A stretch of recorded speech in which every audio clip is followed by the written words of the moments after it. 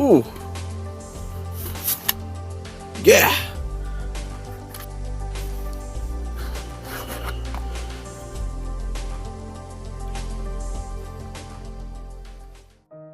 Hello, YouTubers! My name is Willie. Welcome to my channel. Sorry it's been so long since I've gotten some stuff to you. I plan to be getting caught back up, so getting back into the flow of things. Things have been getting in the way. So hopefully I'll be getting back to all of your stuff soon. Today I have request reaction video 79, which is Horus Heresy, Horus Rising Part 1. This has been requested by CJ Falcon and is one of Arch Warhammer's videos, so let's check this out. Alright. Play.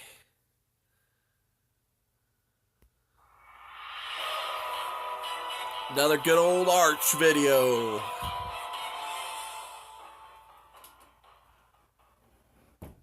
Greetings and salutations, friends. The time is finally here. We are going to start the Horus Heresy. As previously mentioned, I will be doing 2 series on this particular book series. Badum-tish. Anyways, I will be doing the books themselves, which is the one you're watching right now, where I will be going over the series book by book and covering the various interesting things that happens within them, with plenty of speculations on what it might mean, might not mean, etc., and various happenstances. Okay. We will essentially be diving a bit into the lore, extrapolating, and having a little bit of fun with it. This will obviously be a somewhat ranty series, and the episodes will be quite lengthy, but if I know my audience, that's not going to be a problem. Okay. And the second series is going to be my larger lore series take on it, where I will be covering major events, like, for example, the Battle of Kalth, or the Gate Betrayals of Istvan, etc., etc. Those videos, of course, are going to be considerably harder to plan, let's just say. Custom-made art, planning it out, gathering all of the irrelevant information, making it into a somewhat coherent mess, and then trying to release the damn things. If I learned anything from the Armageddon series, it is that nothing ever goes to plan. A lesson I really should have learned fucking ages ago, but here we are. Anyways, nothing ever does, Arch. Nothing ever does. Unlike this series, which I plan to simply just rant my lily white little ass off. So, without further ado, let's get into it. The first book starts rather prophetically with the words, "I was there the day Horus slew the Emperor," which might just be the most blatant piece of foreshadowing I have seen in my entire life. But, I must admit, it does fit quite well. There's a certain weight to that Romeo and introduction, Juliet so I had quite some like it. And more importantly, the beginning person stuff telling like that. the story is going to be rather important throughout the Horus Heresy. His name is Garviel Loken, captain of the 10th Company of the Lunar Wolves Legion, currently attached to the 63rd Expeditionary Fleet alongside Horus Lupercal himself. By the way, am I the only one who thought that Horus's last name was Lupercal rather than Lupercal?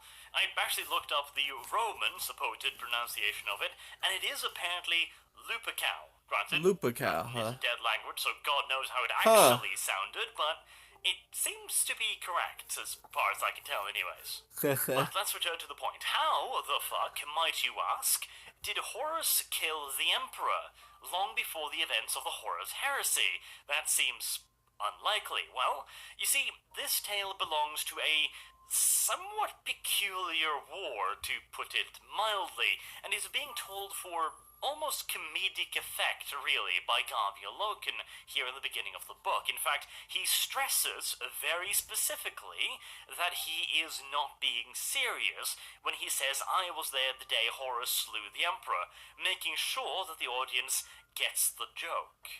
So, this conflict, how did it start? Well, accidentally, honestly.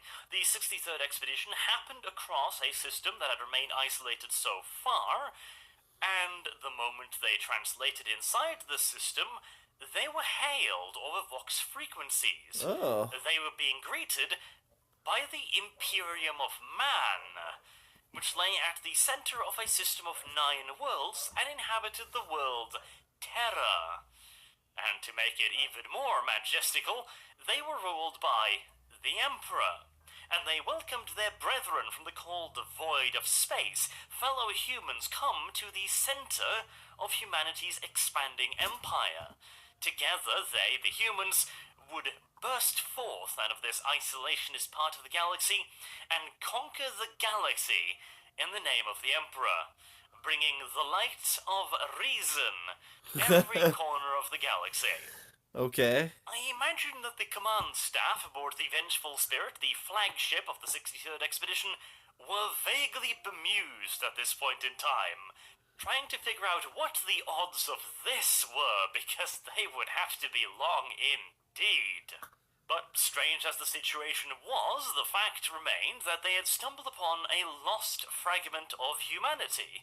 Now, of course, the Emperor, the actual Emperor's crusade, was designed to reunite all of these lost fragments of humanity into the Imperium of Man. Okay. Apparently the same idea that the locals had had, but the Emperor had already started expanding. In fact, at this point, he'd conquered most of the galaxy and was essentially engaged in the act of mopping up the last major areas of resistance, like the Great Orc Empire at Ulanor, for example. So Big E himself had a rather considerable lead on these people, but again, nevertheless, they are a lost fragment of humanity.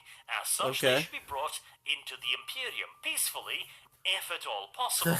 After all, the Imperium would like to tax these people and recruit them into its armies. Therefore, burning their homes and raping their women is usually a bad way to start a relationship. Usually. And pointed out, by the way, that Horus Lupercal was actually quite the diplomat. He much preferred bringing worlds into the Imperium and usually viewed the act of having to subdue the system as a sort of failure in and of itself. Of course, there were cases in which this was inevitable and indeed the righteous thing to do, but peace was usually preferred. Again, for the same reason that raping houses and burning women were not preferred. And so to begin bridging the gap, Horus Lupercal dispatched his most trusted and most diplomatic lieutenant, one by the name of Hastur Sejanus, also known as the Perfect One. He was a bit of a darling of not only the 63rd Expedition, but the entire Luna Wolves legions, and indeed, one might go so far as to say, the Crusade in its entirety. He was one of the truly great heroes of the time. And he damn well should be. He is described as literally perfect, a complete and utter Greek god in appearance, naturally. He is also kind, gentle, merciful, diplomatic, yet strong and resolute on the battlefield. He is literally Mr. Perfect. But unfortunately for Mr. Perfect, he did commit a bit of a social faux pas. He explained to the Emperor, quote-unquote, that he was sent by the other Emperor, and his Emperor was better than this Emperor because his Emperor was the one Emperor, and therefore the other Emperor could not be the one and only Emperor because he only had an Emperor. God fucking damn it. Anyways, the fake Emperor decided he was insulting his honor and had him killed.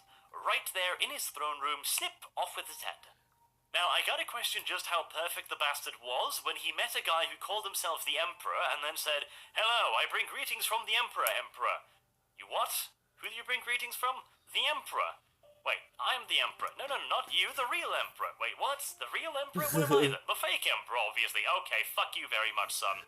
I mean, I do kind of get it, though, in his defense, Hastur might have been a little bit distracted at that particular point in time. Now, this is a little bit in the future of the Horus Heresy, but I'm going to do this occasionally. I'm going to cover most of the books from the point of view and knowledge of the books. Okay. But this is important, and it's from a side story, which I won't be covering. I'm only going to cover the main books. So, Hastur Sejanus had recently happened upon the soon-to-be corpse of a master craftsman in his chambers.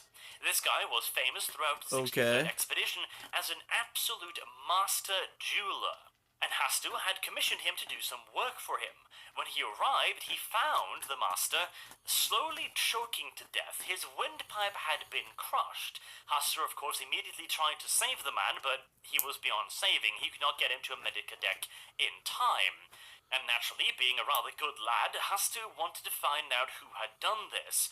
The only leads he had was, one, the man's windpipe had been crushed by a single hand, as they wore the indentures of 5 digits on his throat. Now this would require a rather prodigious feat of strength, Yeah. which narrows down the suspects, although not as much as you might think on an expeditionary fleet. And two, Yeah. he had died holding on to a small silver medallion with a wolf's head emblazoned on it. Remember that, because it's going to be quite important later. Hasto did not have much time to investigate, or any time at all, actually, as they had pretty much just arrived in system, and he was sent before he could confide in anyone else. Which meant that, Okay. of course, his investigation came to a rather abrupt end. Yeah, just a little. Convenient. But enough about that. With the death of Hastus Sejanus, diplomatic ties had been interrupted, to put it fucking mildly. Horus was outraged, unsurprisingly, but was still willing, and that was quite the act of restraint, to maintain diplomatic relations, and a second envoy was sent, this time led by Malaghurst. His shuttle didn't even reach the surface before being shot down by planetary defense forces. Really? And then, the Imperium, quote-unquote, fleet attacked the 63rd expedition. And, well, hostilities don't get much more obvious than that, and the 63rd expedition was forced to retaliate.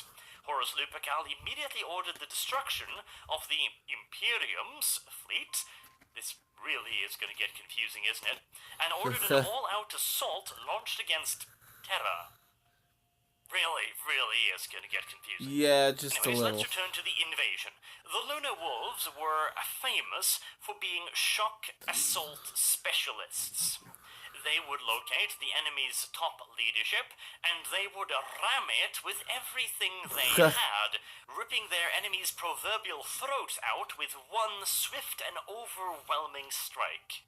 This was their preferred tactic, and this was the tactic they employed against Terra. The Emperor's defenders proved to be remarkably technologically advanced, matching the invaders step for step in most cases, and in a few cases, actually superseding them in technological sophistication.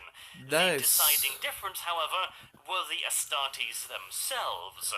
The Emperor's defenders might be wearing power armor and using large bore weapons similar to bolt guns, but they were unaugmented humans, wearing what was at best imitations of Astartes' power armor and weaponry. They had none of the brute savagery, strength, ferocity, tactical acumen, and swiftness of thought that made the Legiones into pound for pound the most effective fighting force the galaxy had ever seen. And it would be a monstrous understatement to say that the defenders of Terra had underestimated their opponents. Their navy in orbit was horrifyingly outmatched. Despite outnumbering their enemies, the 63rd expedition had several capital ships in it, which were more than a match for any navy vessel of the Imperial Navy. The Vengeful Spirit herself was more than a match for a dozen of the poor little bastards. Not to mention, the Imperial Navy also got to experience what it was like to be boarded by Legiones Astartes. And it is very important, by the way, to point out we are talking about an actual legion formation here, not a chapter. The 63rd Expeditionary Force contained 20 companies of Legiones Astartes. 20? That's 20,000 of these bastards. Oh, man! More than enough to carry out both a ground campaign and a naval engagement. And of course, they also had elements of the Imperial Army along with them, as well as a Titan Legion, that being Legio Mortis. Against such opposition, the defenders of Terra could not stand for long, and they quickly folded. Even the Emperor's elite guards, the so-called Invisibles, named due to the fact that they possessed an ancient form of cloaking technology, capable of bending light to surround their form, effectively making them invisible, could not stop the Legiones Astartes. A slight upset, however, was that Garviel Loken, the captain of the 10th Company, was the first man to reach the heart of this Imperium and face down the Emperor. He did so alone, primarily for plot reasons. And just how barely convenient. beating the Catulan Reavers under the command of Callus Echidon to the Emperor's throne chamber. This was, of course, quite a point of pride for the 10th Company to have their captain be the first one there. Yeah. And a slight point of shame for the Catulan Reavers. They, of course, being part of the first company of the Lunar Wolves and the second part of their elite formation. The main part being under the command of the captain of the first company, that being, of course, Ezekiel Abaddon, and the second part being the Catalana Reavers, under Callus Echidon. Okay. And, of course, being beaten to the primary objective by the 10th Company's captain, well, it did smart a little bit, but this was still back in the day when this was considered to be friendly competition, rather than something worthy of stabbing each other over. Seeing as he was quite clearly outmatched, being surrounded by some 20 demigods, the Emperor quickly surrendered. However, he asked one last boon. He asked to be allowed to surrender not to some no-name captain, especially not to the captain of the 10th Company, but to the leader of the Imperium of Mankind. Unfortunately, Big E himself was not present at the moment, so he'd have to make do with the second best, that being the commander of the force that had so violently, and quickly mind you, subjugated this once proud empire. The commander of the Catalan Reavers suggested that the old man simply be brought up to the battle barge of the Vengeful Spirit in irons and fuck his request, but Garviel Loken was a bit more of a softie, and he figured that they had the very least earned that much, despite their various transgressions. Well, yeah. So he voxed up to the Vengeful Spirit and requested Horus to personally come down and receive the Emperor's surrender. A bit of a softie, that Garviel Loken guy, a trait that was going to bite him very savagely in the posterior somewhere down the line, but that is for a future episode. Horus accepted and teleported down to the throne chamber. Just moments before he arrived, Garviel Loken, however, noted something a little bit strange. This emperor was old, hunched over, and defeated. Not at all the kind of guy you would expect to simply outright murder a friendly envoy, then shoot down the next envoy, and then declare open war upon a force he has no information of. Didn't seem like the kind of move such an apparently timid man would make. And it was around about this time that Garviel Loken also noticed that the throne standing in the middle of the room was oddly distorted, as if something sitting upon it was bending light. It was too late to shout out a warning. The Emperor was not surrendering. He was still sitting on the golden throne, which turned out to be a weapon system. At the press of a button, a force field began expanding within the room, the open room, on top of a gargantuan tower, pushing Loken and the Catulan Reavers right off it, sending them falling hundreds of meters down to the pavement below. Oh, jeez. Garviel Loken was just barely able to hold on and prevent himself from being flung out of the room as Horus Lupercal fully manifested in the center of the throne room. The Emperor's plan was to have the commander of the invading force called down to him, whereupon he would assassinate him, after which the enemy's invading forces would surely be thrown into chaos. However, he had severely underestimated the caliber of his opposition. Not to mention the sheer fucking weight of a Primarch in full battle armor. The arcane technology worked into the Emperor's golden throne was not enough to move Horus Lupercal, who materialized in the room and calmly raised a plasma pistol towards the golden throne. Mere moments thereafter, the force field deactivated, leaving behind nothing but a charred corpse sitting upon a golden throne. Wow. And that is how Horus slew the Emperor on the planet of Terra in the solar system of Sol. Wow. Now, I would be lying if I said I didn't find the symbolism a little bit heavy-handed, as in a garbage truck parked on my testicles kind of Oh, heavy-handed. man. But I get the reason why. It is certainly a nice introduction to the book series, although I'd consider Garville's Loken remark that the Justarian Terminators, being clad in black rather than the grey of the Lunar Wolves, making them appear as if they were some other Black Legion. At that point, we're starting to leave the realms of heavy-handed and starting to enter the realms of good old-fashioned fourth wall breaking. And speaking of the fourth wall, the Lunar Wolves' 63rd expedition was about to be assaulted by a very, very different adversary, namely a bunch of poets, writers, songwriters, various musicians, and all manners of nonsense. The Remembrancer Order. This motley crew had been organized and dispatched to the various expeditionary fleets on the order of Malkador the Sigillite. Their mission was simple enough. They were to remember everything about the Great Expedition, be it in the form of verse, poetry, song, pictures, paintings, or whatever else they were specialized in. The idea was quite obviously to lend an air of mystique and good old-fashioned propaganda to the great venture. Or if you wish to be a little bit more charitable, to record the great deeds of the crusade for all posterity. Unfortunately for the Remembrancers, they were not particularly welcome, as you could probably expect. Considering they're being sent out to legions of born and bred warriors who've been fighting for literal centuries, a massive influx of what was in their eyes useless civilians was not exactly well received. Technically speaking, all of the legions were supposed to receive the Remembrancers in one way or another, although some did avoid it by simply just fucking off. As simple as that. They would continuously make sure that they were out of range of the convoys carrying the Remembrances. The rest would accept them with grudging acceptance at the very goddamn best. The Lunar Wolves were not overly fond of them, but they didn't have any open hostility either. The Space Wolves were even less fond of them, but they decided to obey with the command. On the other hand, the Death Guard were one of the legions that decided to simply not be anywhere where the Remembrances might possibly be. The Night Lords were another such legion, for rather obvious reasons.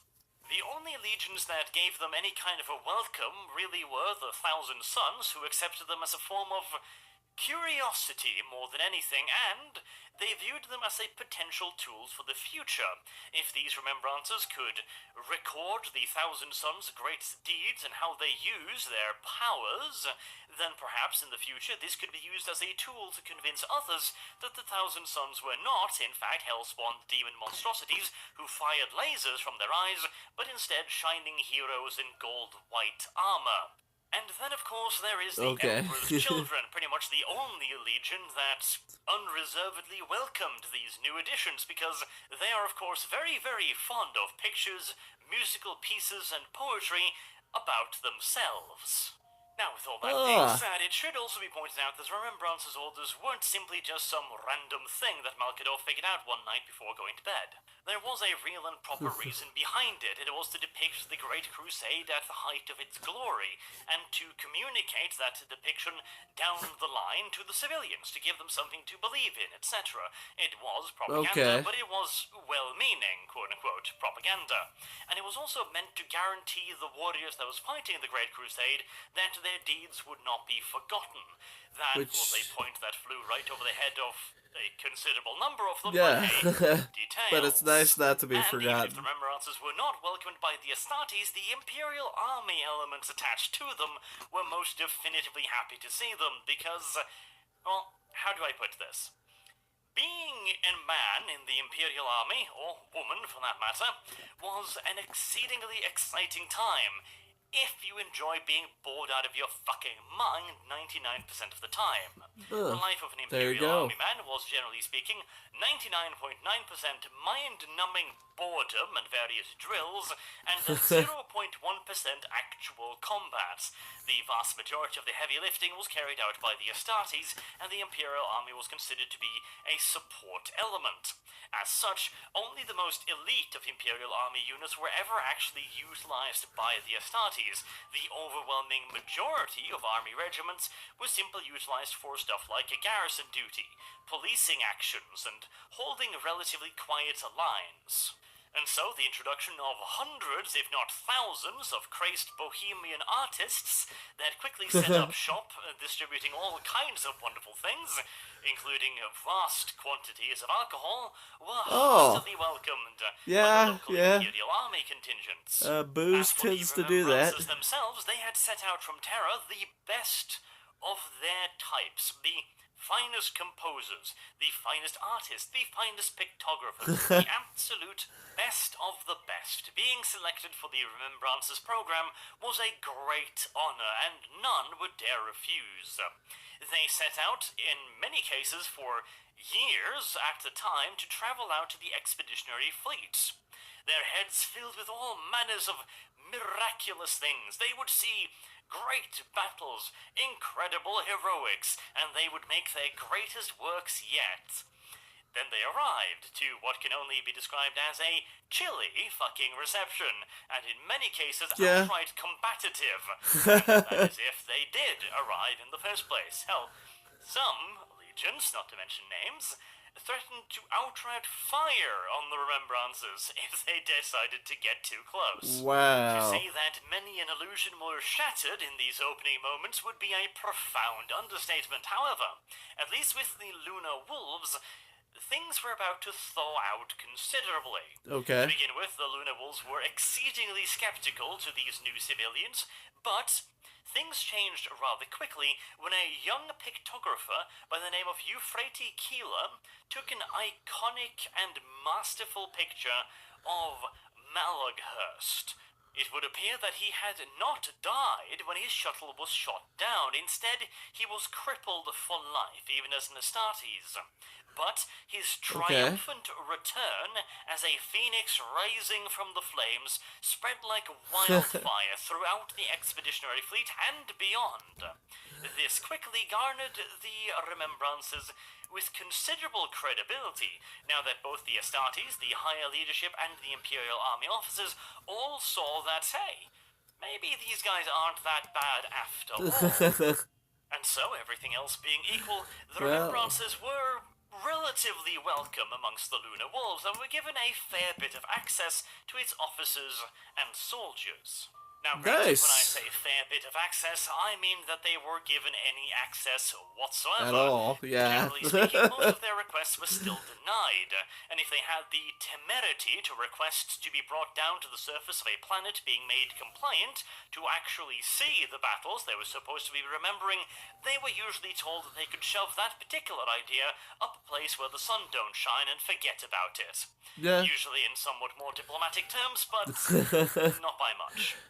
But hey, it could have been a lot worse.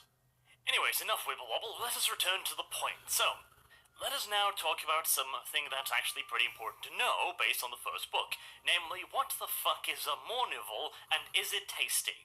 Well, the answer to the first question is, it is an unofficial command body within the Lunar Wolves. It is made up of 4 members who are used as the War Masters, or, well, at this point, not technically the War Masters, but Horus Lupercal's personal advisors.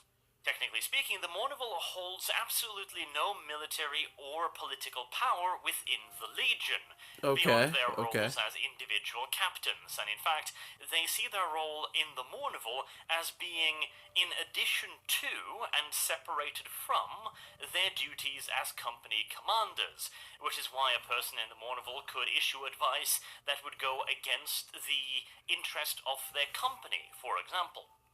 But, of course, in reality, being the four closest advisors to the boss man himself means that the body has enormous influence within the Legion. It could in fact be said to be the second most influential organization within the entire Legion, next to the Primarch's office itself. As for the makeup of the Mournival, it must, as mentioned, be made up of 4 people. These 4 individuals must be company captains, which kinda narrows down the possibilities. Before the rather unfortunate death of Hastur Sejanus, he was a part of the Mournival, along with Ezekiel Abaddon, Horus Aximan, and Tariq Torgarden.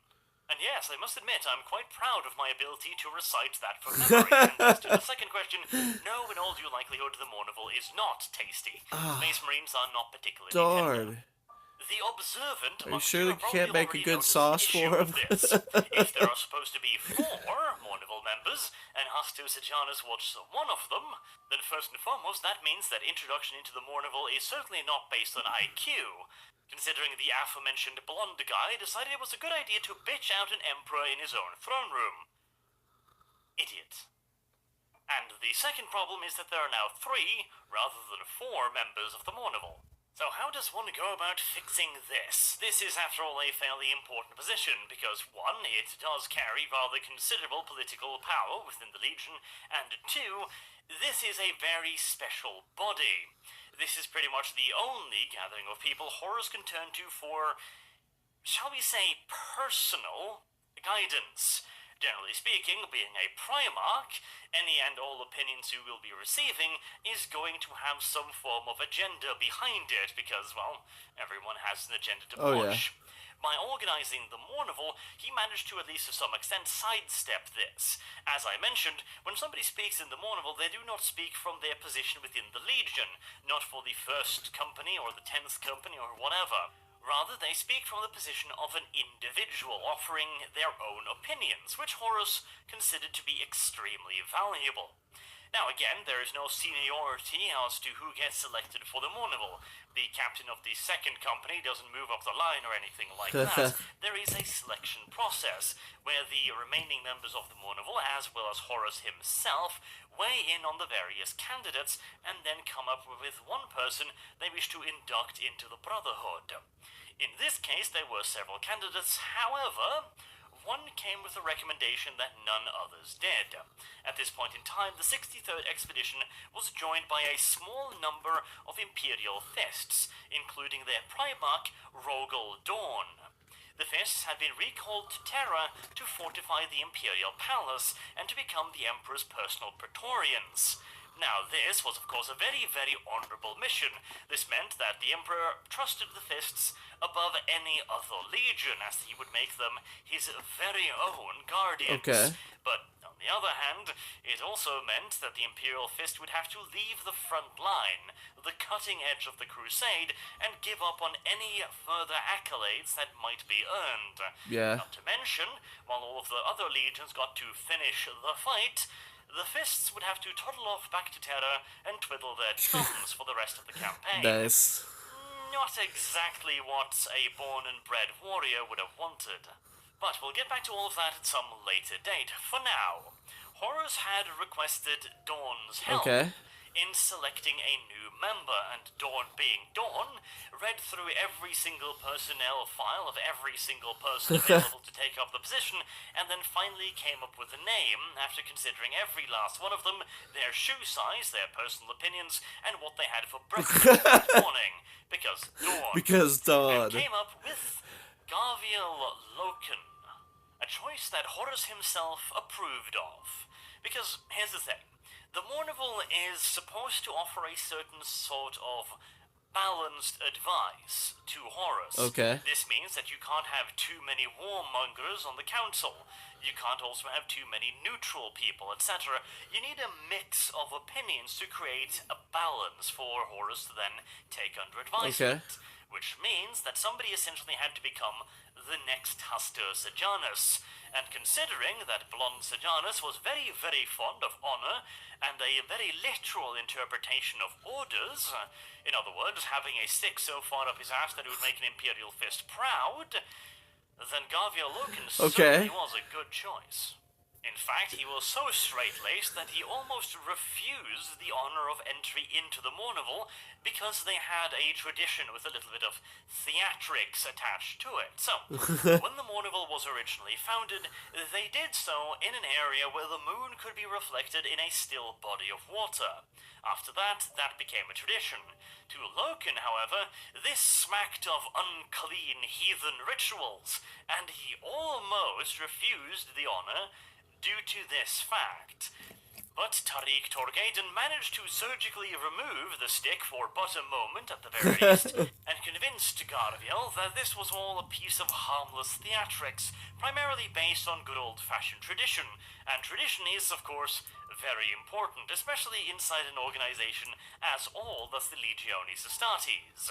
Considering they'd been fighting across the galaxy for literal centuries at this point, they had built up quite a few of said traditions. And Tariq further argued that the Mournival's oath was no different from taking an oath of moment, for example, which is another Luna Wolves tradition where every single member of the Legion that is going to be going into battle takes an oath to fulfill a personal objective.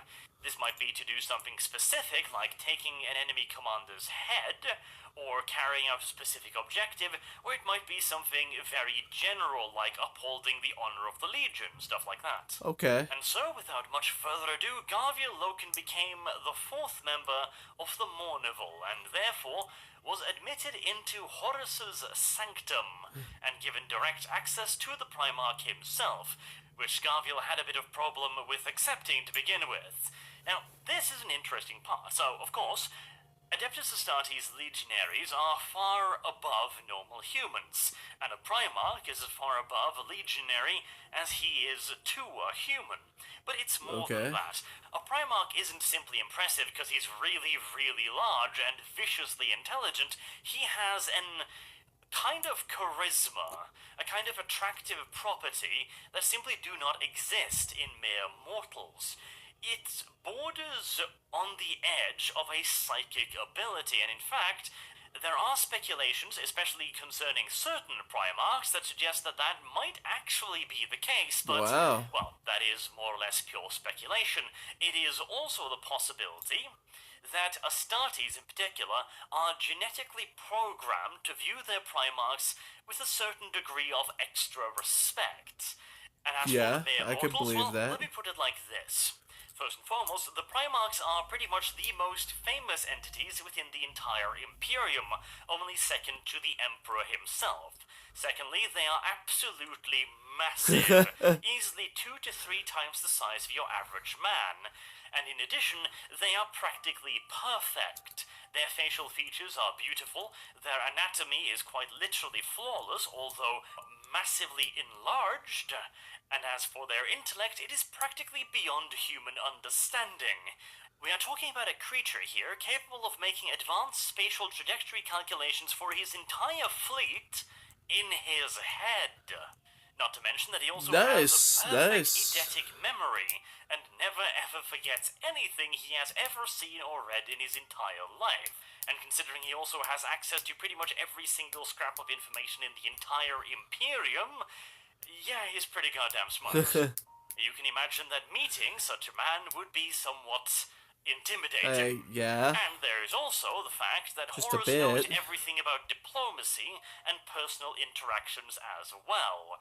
Every single trick used to get somebody on your good side, Horus knows every single one of them. Oh, so he's a little charmer, huh? He's probably written a few books on the matter as well. And there are several examples of this throughout the first book. Horus is a consummate diplomat. He is capable of talking to people in a language they understand, and he changes his behavioral pattern to suit the person he is addressing. For example, while he is with his Mournival, he is casual, relaxed, showing them that he trusts them as the trusted aides they are supposed to be. When he is with senior military commanders, he presents a martial face, showing that he is the undisputed commander of everything he sees. But then, when he addresses them in individual manners, he points out personal things about them, being able to remember all of them, their names, their history, their actions, every last little bit, and even changes his mannerism to fit them in particular. For example, when Nice. talking to a Lord General of the Imperial Army, he will adopt the persona of an old soldier, being just a little bit camaraderie, but still maintaining that military sense of distance. Whilst while talking to the Mechanicus, he becomes very serious, very detached, almost mechanical-like, just like his opponent. Horus Okay. has a Okay. gift to put anyone and everyone at ease and make everyone feel special, welcome, and appreciated all at the same time. And the scariest thing Sounds like a is, valuable gift. this is not a natural thing to Horus. This is not a gift he was born with or some gift granted to him by the Emperor. This is his monstrous intellect at work. He calculates every single word, every single decision, every single minor movement of his body, from the tilt of his head to show subtle respect, from a certain straightening of the back to show martial pride. The way he simply sits on a stool in the presence of his Mournival, relaxed, casual, as if to say that we are all friends and equals here, despite that obviously not being the fact. Yeah. And in an instant, he can change modes, as we will see later. He can go from conciliary and camaraderie to strict and very, very serious in a second. He is a master manipulator beyond the human definition of the word. I really can't put it any more strongly than that. He's the kind of person that you don't know if he's angry when he's angry, or if he's happy when he's happy. He could literally be anything at any time, and you have absolutely no way of knowing. And if you are entirely convinced that you do know, then it was probably him that put that very certainty in your head. And we're going to get an excellent example of that statesmanship in but a moment. You see, the planet, previously known as Terra, now known as 6319, that being the 19th planet brought into compliance by the 63rd expedition, had now been judged to have been made compliant. That means that the planet has agreed to comply with the Imperium's demands, which is basically that the entire system will be annexed by the Imperium, and over a period of time, they will be given access to all of the benefits as well as the duties of Imperial society: taxes, tithes, manpower, etc., etc. There was only one small problem, namely the fact that 6319 was not actually compliant. Now, Naturlichen, there's always expected to be some resistance left after the Astartes have trod all over the place, but this was an extreme situation. There was not only localized resistance, but actually continued military and organized resistance in certain areas. Really? Normally, this isn't really a problem. The Imperial Army would be left behind to garrison the system and take care of any idiots stupid enough to still resist the glorious might of the Imperium. In this case, however, it would appear that the resistance was a little bit stiffer than originally anticipated. The lion's share of the resistance was offered up by a group that had occupied an old mountain fortress known as the Whisperheads. Whisperheads, and this was a true fortress monastery in the most literal sense of the word, in that, one, it was one hell of a fortress. It was built quite literally atop a mountain, with battlements and everything required to defend it, and it was only accessible by a singular stone bridge. And secondly, it was one of the most holy places on the entire planet. Turned out that this human empire was a little bit religious, and this was pretty much the crux of their entire religion. And as such, it was fiercely defended by a large number of zealots, who was holding out against everything the Imperial Army could throw at them. This in turn made everyone else in the system think, if they can do it, maybe we can as well. As you can probably imagine, that's not the kind of sentiment you wish to have growing amongst your newly subservient population. Not really. The answer then was simple. The Whisperheads had to be mushed. However, again, it was one hell of a fortress, and the Imperial Army was struggling to break it. Due to its location, they didn't have access to many of the tools they normally would have. High-altitude bombers were practically useless because it was that far fucking up. They actually struggled to get enough lift to even get to the altitude, and when they were there, operating at those altitudes was trying, to put it rather mildly, and again, the I can Whisperheads believe that. had no shortages of defenses. Additionally, the fortress was built to last. Aerial bombardment had been tried unsuccessfully and costly, and bombarding it from the ground would be, well, interesting. Imagine hauling artillery batteries up literal mountains. It's not the Yeah. kind of operation you want to be in charge of, let me tell you. And even if the Imperial Army managed to haul hundreds, if not thousands, of guns up a mountainside, and they managed to supply them with enough ammunition to carry out a sustained bombardment, there was no guarantee that was going to destroy anything. Yeah. The fortress was built as a literal fortress and modernized. They would require an absolutely absurd amount of firepower to dent it, and even after having broken it open, the fortress was expected to carry on deep within the mountain itself. Basically, the Imperial Army could bombard the place for literal decades, and they still wouldn't be sure that they've rooted out all of the bad guys. And unsurprisingly, the Imperial Army didn't have decades. And as for storming the damn thing, well, as mentioned, there was one bridge, otherwise you had to climb, and, you're gonna have a relatively hard time breaking into a mountaintop fortress monastery by climbing the near sheer cliff walls. And marching large bodies of men across a long stone bridge straight into the teeth of machine guns, well, you can imagine how well that works out. The final option then would be to starve the buggers out. Unfortunately, no one had the faintest clue about how much food they had available inside the fortress monastery. Heck, they could have And they tons. knew they had access to water from a spring, so that could also take a while, to put it mildly. And again, time was not on the Imperium side. Now, you might think, well, this is easy enough, send down the legions and they'll overrun the place in a jiffy. And yes, it would be, but here's the thing. The planet had been declared compliant, which meant it was now the duty of the Imperial Army to take care of it. The Legiones Astartes were very rarely used for garrison duty unless the system was expected to receive considerable attention from large numbers of enemy forces. Congratulations. There were, of course, exceptions, at which point Astartes were used for extended garrison duty, as was, for example, the case with the Death Guard, but it was pretty goddamn rare.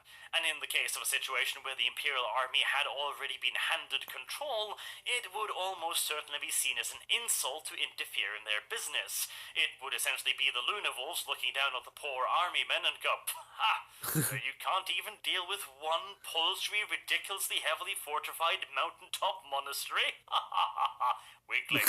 And since Horus really wanted to get moving again, he needed to find a way to justify sending legionaries down to the planet to mop up this last piece of resistance without insulting the Imperial Army. And he used his Mournival, or more precisely Garviel Loken, for this precise thing.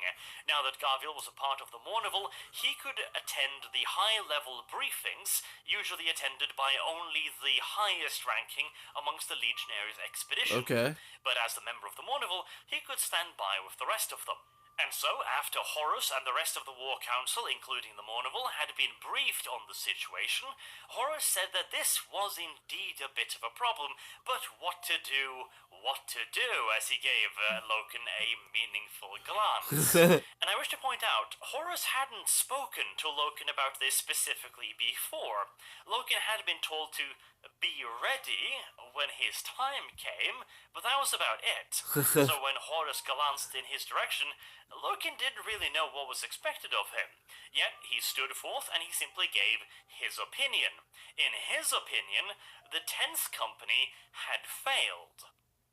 They had been ordered to subdue all resistance, and clearly there was still resistance on the planet.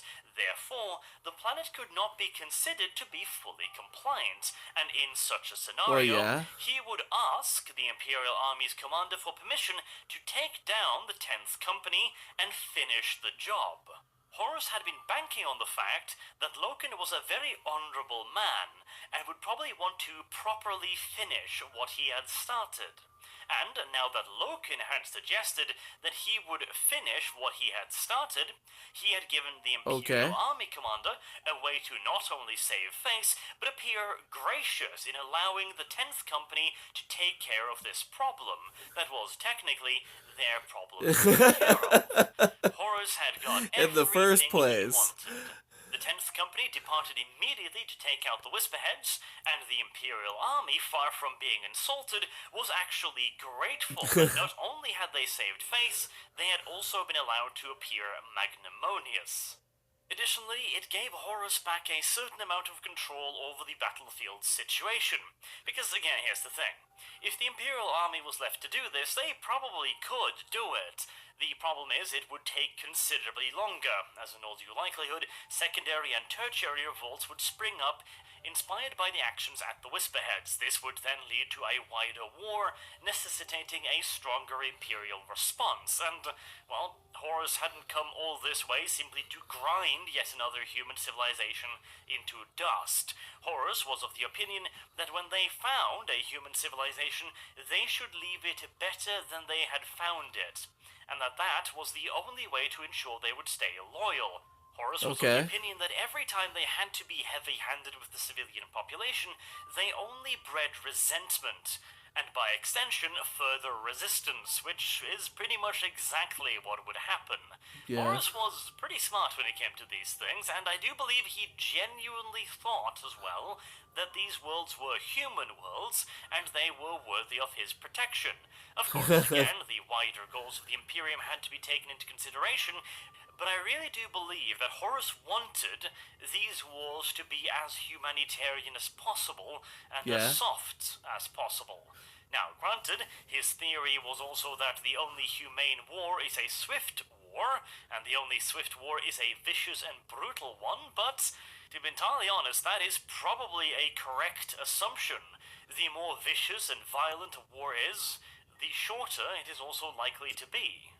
And speaking of brutal and vicious warfare, the Remembrances, or at least a few of them, were about to get their wish. They had been asking to be taken down to actually see the battlefield for a very long time, and had been told no, no, no, and fuck off many, many, many times. However, on this occasion, a small group of Remembrances was selected to go down and accompany the 10th Company. Now, by accompany, I mean they would sit several kilometers away from the objective and watch the pretty flashes on the horizon, but still, it was the closest they'd come so far. One of the Remembrances was Euphrates Keeler, which had already made a name for herself, and they were to be accompanied by a famous iterator by the name of Kirill Sinderman.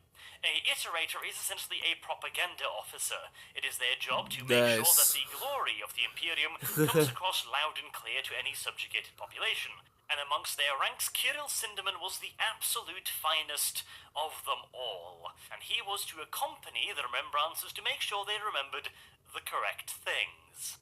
But what about the company they had come to actually observe? The 10th Company was being deployed in usual battle order in full strength.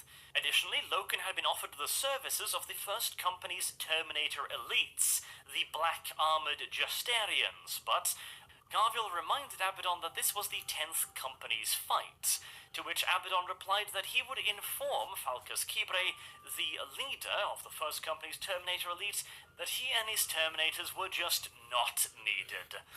Which Loken replied with shock, fearing that he might have somehow insulted Abaddon or Falcus Kibre, a fairly august member of the Legion. But Abaddon was swift to point out that he was actually just kidding with Loken. I feel this is necessary to point out because turns out Ezekiel Abaddon actually used to have a sense of humor. Huh. Who'd have thunk? Go figure. Anyways, the 10th Company was deployed to the planet in full strength, but with one change. Now that Garville was part of the Mournival, he could not always guarantee that he would be there in person to lead the 10th Company and to take care of the various administrative duties that is expected of a captain. As such, he felt it necessary to appoint a proxy to take care of these duties in his absence. Now, normally, the number 2 guy is decided via seniority, and in the case of Garviel taking a bolt round to the face, that would be the case. However, in this somewhat unusual circumstance, Garviel decided to appoint a proxy rather than simply pass it down the line. This meant that the number 2 man, a Xavier Jubal, was passed over for promotion in favor of a younger line officer by the name of Nero Vippus. He was personally trusted by Garviel Loken, and he also thought that he was suitable for the task at hand. And again, while this was unusual, there was nothing wrong with doing this, although, of course, within a legion where personal pride, prowess, and of course experience are so highly valued, it was rather inevitable that this would be taken as an insult for the guy who had been passed over. To try and smooth ruffled feathers, Garviel gave Xavier Jubal the honor of leading the assault. This was usually reserved for the highest-ranking officer in attendance, which means Loken. And by giving this the most important and honorable task to Jubal, he hoped to cut short any potential miscontent. And as for the assault itself, well, it really wasn't that interesting. The Whisperheads might have proven a near-impregnable fortress against the Imperial army, but for the Astartes, it really wasn't much of a challenge. The single stone bridge, guarded by mortars, machine guns, and countless small arms, had proved to be a virtually unbreachable bottleneck for the Imperial army. For the Legiones Astartes, they simply just walked across. Nice. Quite literally. While the enemy's munitions simply just bounced harmlessly off their battle plate. And once they were inside the monastery, that was pretty much game over for its defenders. Most of these were not regular military troops. There were some that had managed to escape, but the vast majority were religious zealots, with second-hand and civilian weaponry, none of which had any real hope of scratching Astartes' battle plate. Not to mention, these were normal humans against Astartes in close quarters combat. Yeah, it's about as unfair as it actually gets. Indeed, within a couple of hours, the entire monastery had been cleared of resistance for the loss of precisely 0 Astartes. The whole damn thing had gone so smoothly that it was almost disconcerting. In fact, the only problem they'd run into was some minor Vox interference that started once they entered low orbit. Apparently, the defenders of the Whisperheads must have been in possession of some serious electronic hardware, as they were able to interfere with the Astartes' Vox channels. Wow. They managed to superimpose a looping track of what was assumed to be religious propaganda, referring to a Samus creature. Now, in local folklore, Samus was essentially the devil. He was Satan, basically. And the looping track kept insisting that Samus was here. Samus is the man next to you. Look out, Samus is here. It was simply assumed to be some form of religious propaganda, and it was certainly unnerving in that it kind of laced itself beneath the usual bandwidth chatter. You could hear it constantly, but it wasn't like it wasn't quite there, almost ethereal, ghosty-like. It would probably have been quite unnerving for the local population, and even the Imperial Army members nearby weren't particularly fond of it. They had reported that they'd been receiving these transmissions on and off for as long as they'd been up there, but nothing quite this constant. The Astartes, on the other hand, didn't give the faintest fucking shit. Is this foreshadowing? They were Legiones Astartes, and some random religious nonsense was not going to scare them much.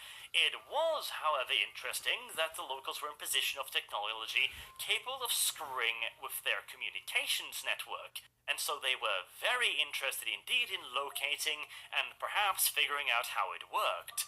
As such, combat squads were sent down into the depths of the fortress monastery to try and locate the Vox equipment.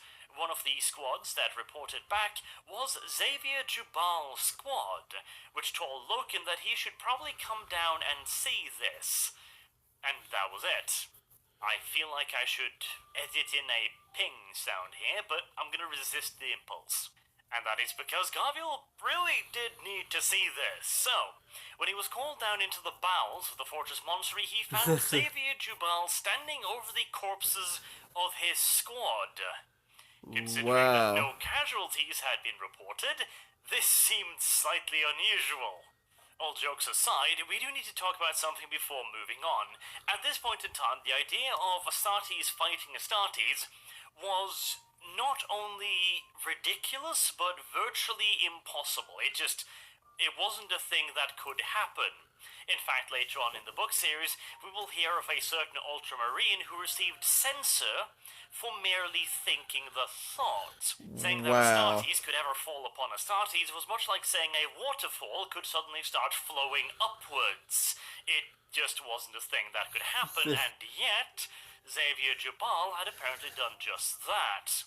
Somewhat worried for what had happened, Loken ordered parts of his squad to apprehend Jubal, assuming that something horrible must have happened, some kind of psychic weapon perhaps. But Jubal wasn't done yet, as he calmly raised his bolt pistol and shot both of the Astartes accompanying Loken. Loken himself only survived by instinctively throwing himself away. What followed was a brief but exceedingly unusual fight. Loken tried to wrestle Jubal's weapons away before realizing that Jubal didn't need weapons. He was starting to change and mutate, splitting his battle plate asunder with the force of his mutations. Now again, this was the battle plate that was just recently withstanding heavy caliber ammunition without so much as a scratch. The fact that Loken even managed to wound and drive the beast off was remarkable in and of itself, but eventually he managed to stab the thing, which didn't kill it, but it made it run away. The thing that had been Jubal ran upwards inside of the fortress monastery, arriving just in time to see a couple of remembrances arriving. They had snuck away from their guard detail. They had been held back because they had been told that there were some complications over at the monastery. They had decided to sneak in since they would be denied entry, and they really wanted to see this battlefield they had been promised. They got considerably more than they had bargained for. One of the remembrances were killed outright by the monster that had been Jubal moments before it was stopped by massed bolter fire from some 20 Astartes. After which the entire incident was quietened down as much as possible. The exceedingly heavy casualties, 2 full squads, which would have been considered heavy in a full-scale military engagement against major resistance centers, was explained away by the apparent fact the rebels had gotten their hands on some heavy weapons, and this information had not been available to the Astartes. As such, they had been caught unawares. Pretty much everyone who heard that explanation was, skeptical, to put it mildly. Astartes do not get caught unawares. And as for Jubal, well, the beast he had become was explained away as a local animal. However, this explanation, as you can probably imagine, was found to be a little bit lacking by quite a few, including the remembrances who had seen it, and Loken, who was most definitively not convinced, unfucking surprisingly. After the battle was over, the War Master himself came down to the surface after having Garviel taken away to a private room. He had also sent down Ezekiel Abaddon, and presumably his first company. Okay. This was quite the big move on his part, almost as if he was thinking that maybe, just maybe, he had a bit of a problem on his hands here that might require a military solution. Luckily, it didn't come to that. In private, the War Master explained to Loken that what he had seen was a demon. And in this case, demon is being used as a bit of a catch-all term. Now, at this point in time, we are also told that Loken and his company, and indeed the Legion, had on multiple occasions previously fought the Densians of the Warp. Now, apparently, this information about demons, being able to exist in the real world, appears to be commonplace. What most people don't know, however, is that these creatures are not mindless spawns of the warp. Indeed, they are, at the very least to a certain degree, intelligent, although not considered to be entirely sentient by the Imperium at that point in time. Okay. Which sounds a little bit self-contradictory, but here's the thing. The wider Imperium considered these demons to be natural phenomenons, essentially. They were creatures of the warp, things that lived in the warp, and occasionally they could break into our world. They were, quite literally, a natural phenomenon. There was no planning behind it, no intelligence, nothing like that. It was just simply a thing that happened, like hurricanes or earthquakes. The War Master knew more about it, but he still considered them to be primordial forces. They did possess a certain low cunning and base intellect, but they acted entirely on intelligence. He was not yet, apparently, aware of the gods in the warp. He ascribed a certain level of intelligence, as mentioned, to the greater demons, for example, and even the smaller ones, but these were not the... how should I put it? The intelligence that we would consider intelligence. The War Master did not consider these demons to be sentient. Instead, they were, again, essentially a force of nature, but capable of a certain level of planning, which required intelligence. Okay. Which is why they could manipulate our world and weak-will the people. This is what he told Loken, that this demon thing had essentially been able to lay a trap for Jubal. Oh, a trap? And considering Jubal was very angry after having been passed over for promotion, that anger might have been the chink in his mental armor that allowed the demon to seep its essence into Xavier Jubal. Basically, he told Loken that at that point, Jubal was no longer Jubal. He was a being of the warp.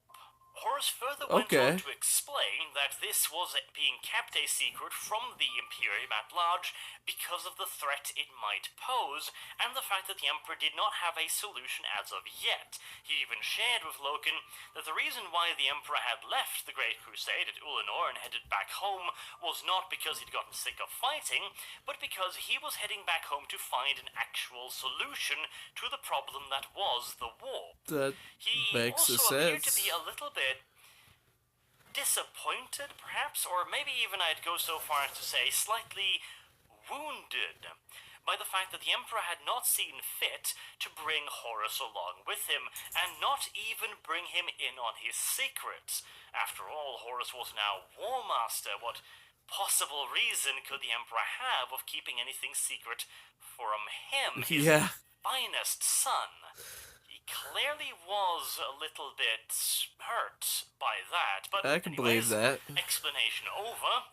Loken now had a much better idea of what had happened, and he promised to keep it all a secret since this was obviously highly classified information.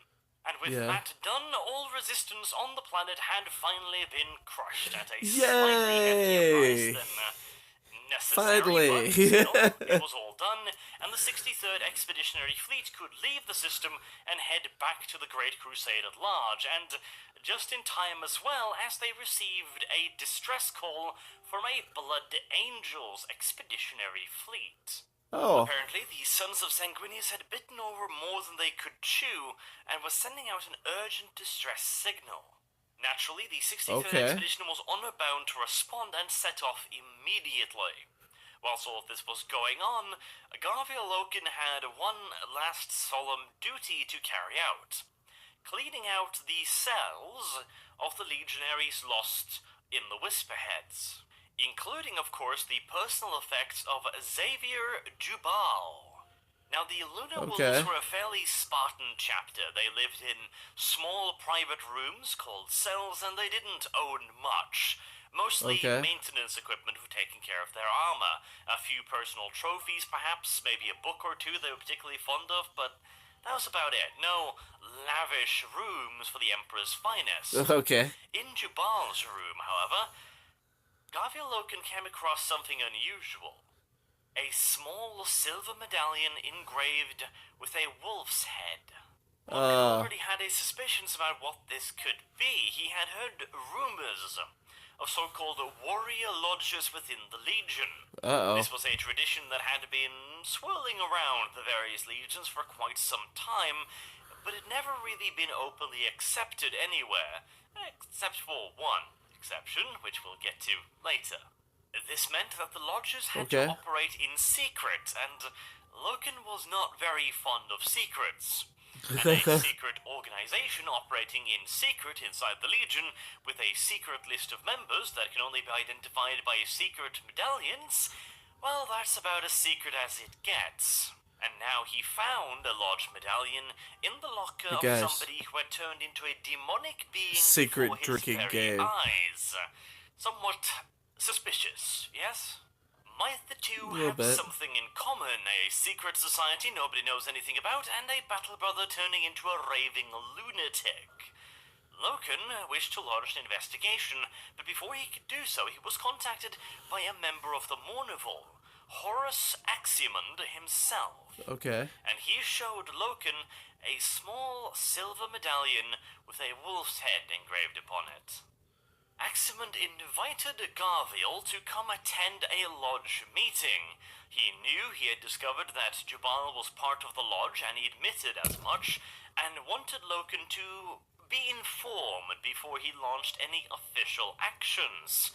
Had the invitation come from pretty much anyone else, Loken would almost certainly have refused, but Horus Aximand was not only an honored brother of the Mournival, he was also a figure of some awe and respect to Loken. He had been a part of the Mournival for a very long time, and was a famous figure within the Legion. As such, Loken figured that he could trust him as an honorable individual, and decided to follow him to this lodge meeting. And what manner of devilry befell Loken in that secretive place? Well, you're gonna have to wait a little bit to find that out. These videos are fairly long, so I'll be splitting them up into parts. Okay. It won't be too long, it is Christmas after all. So until next time, I have been Arch. Thank you very much for listening, and I hope to see you all again soon. Alright. Have a good day. Thank you, Arch.